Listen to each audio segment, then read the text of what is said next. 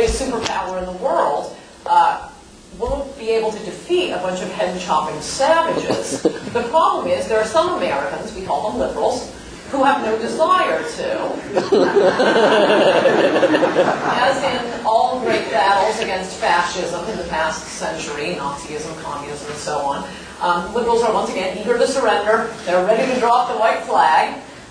Usually the nonsense liberals spout is, kind of funny, we all get a laugh out of it. But in wartime, their instinctive idiocy is life-threatening.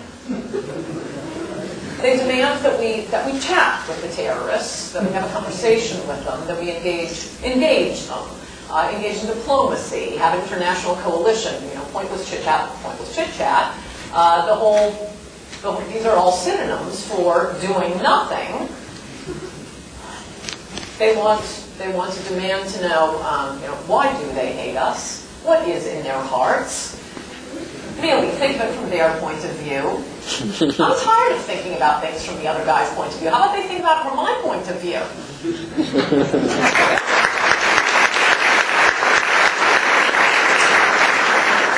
Where are the reflective Arabs saying, why don't we just let the Jews live in peace? What is our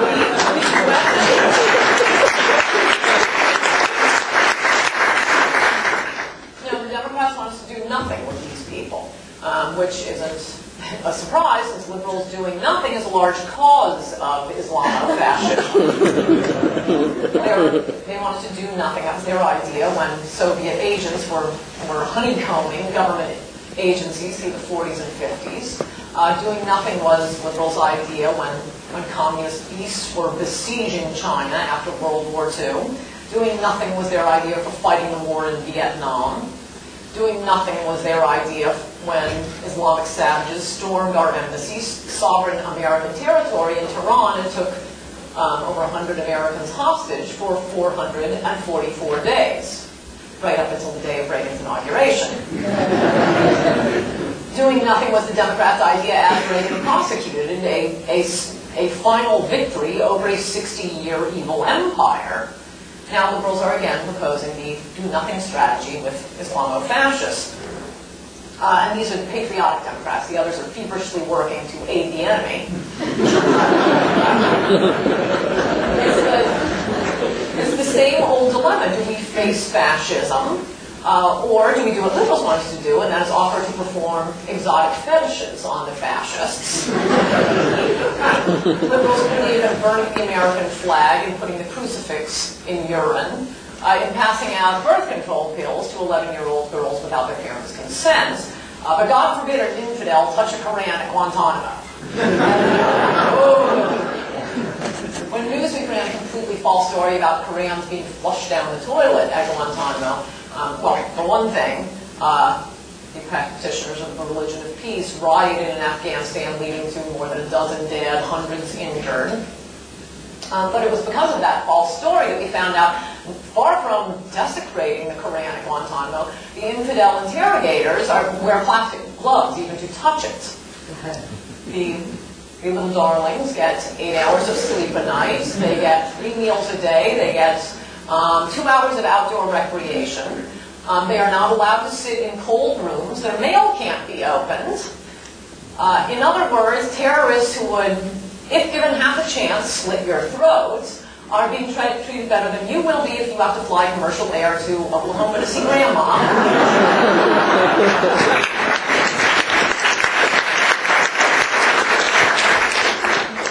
Shoes off, Missy, and back away from the moisturizer.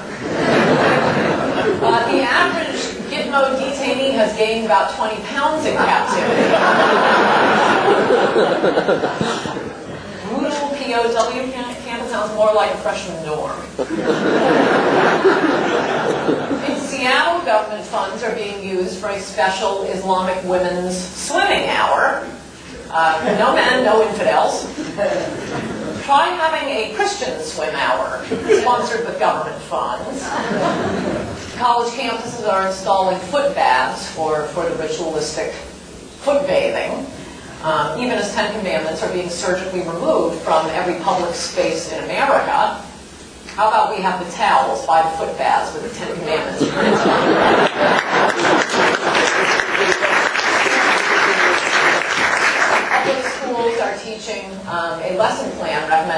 by the National Council for Social Studies called My Name is Osama. It's about a mean little white boy who keeps harassing and taunting an innocent little Iraqi boy named Osama. This was recommended after 9/11 in order to prevent any hate crimes against Muslims. In other words, it was recommended after a day on which Muslims with names like Osama committed the greatest hate crime in world history against 3,000 innocents with names like Todd. One of the questions is, why do you think Osama's family immigrated to America? Incorrect answer, because his father wanted to go to flight school. At what point did liberals stop genuflecting before Islam? Or could we ask, at what point will they stop aiding the enemy? The New York Times has revealed so many top-secret counterinsurgency programs. The easiest job in the world right now is, head of counterinsurgency Al-Qaeda. You just have to read the New York Times over morning coffee, and your job is done by 10 a.m. And a long list of formerly secret, top-secret government programs. Last year, the New York Times revealed a program to track terrorist financing. The program posed no threat to First Amendment rights, even defining First Amendment rights as not allowing anyone to see liberalsurfingpanties.com. Their main concern these days. The financial tracking program had already led to the capture of many terrorists and their handmaidens here in the United States, but the New York Times exposed the program to the detriment of all Americans. When's the New York Times going to get around to exposing an Al-Qaeda insurgency program? One of their top-secret programs. On the bright side, New York Times publisher Pinch Sulzberger has been named Al-Qaeda Employee of the Month for 24 straight months.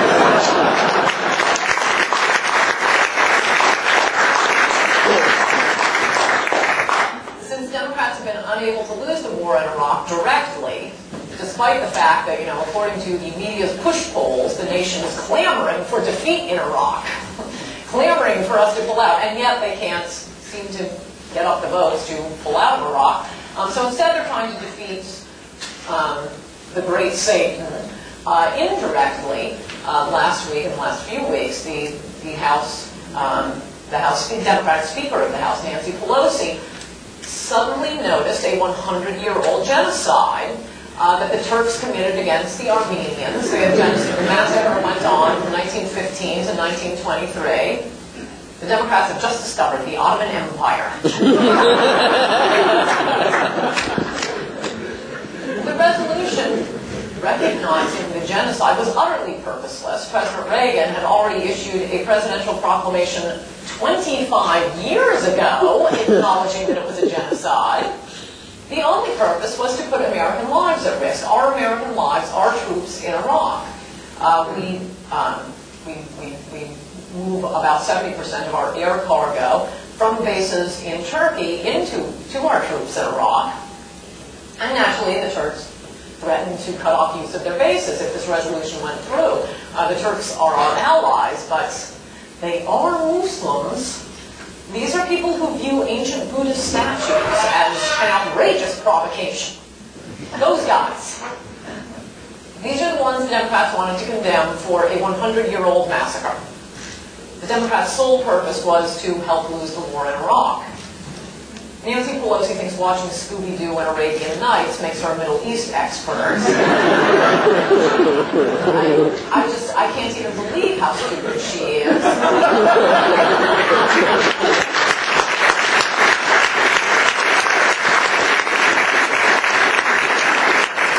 If the terrorists ever took Nancy Pelosi hostage, they wouldn't have to blindfold her. We don't even have to guess at liberal seditious motives half the time because they're printing them up in their little liberal magazines supported by advertisements for escort services.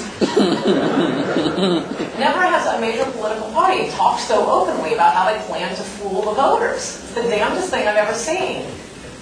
They seem not to realize that people they're talking about could be reading the magazine